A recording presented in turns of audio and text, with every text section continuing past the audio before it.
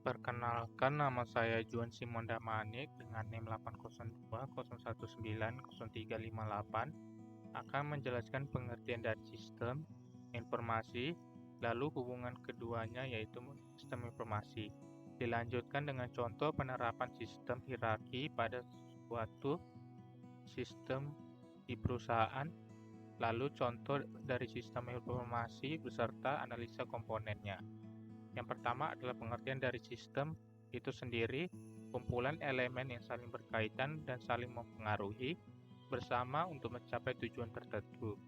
Sedangkan informasi adalah hasil pengolahan dari sebuah model ataupun perubahan bentuk dari data yang memiliki nilai tertentu dan bisa juga digunakan untuk menambah pengetahuan bagi yang menerimanya. Sistem informasi sendiri memiliki arti hal yang mencakup sejumlah komponen dan ada sesuatu yang diproses, dimaksudkan untuk mencapai suatu sasaran atau tujuan yang dapat digunakan sebagai bahan dalam pengambilan keputusan. Kemudian saya akan melanjutkan dengan contoh penerapan hierarki sistem pada perusahaan. Yang saya gunakan adalah showroom mobil. Di bagian paling atas ada showroom sebagai subsistem. Kemudian dilanjutkan di bawahnya ada dua cabang, yaitu bagian penjualan mobil dan juga bagian perbaikan mobil. Keduanya bertindak sebagai sistem. Lalu dilanjutkan di bagian bawah penjualan mobil, terdapat cabang sales, dan di bagian perbaikan mobil terdapat cabang bengkel. Di bagian paling bawah terdapat cabang dari sales, yaitu spare parts. Kemudian cabang paling bawah dari bengkel, yaitu mobil itu sendiri. Kemudian yang terakhir saya akan menyebutkan contoh sistem informasi beserta analisa setiap komponennya. Yang pertama, saya akan menyebutkan contoh yang saya gunakan adalah sistem informasi perpustakaan.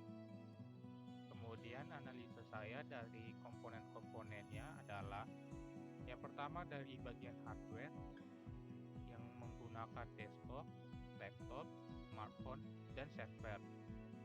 Yang kedua, di bagian software menggunakan aplikasi perpustakaan seperti Freelip dan eTouch Library, lalu Microsoft Office, dan browser seperti Chrome atau Firefox.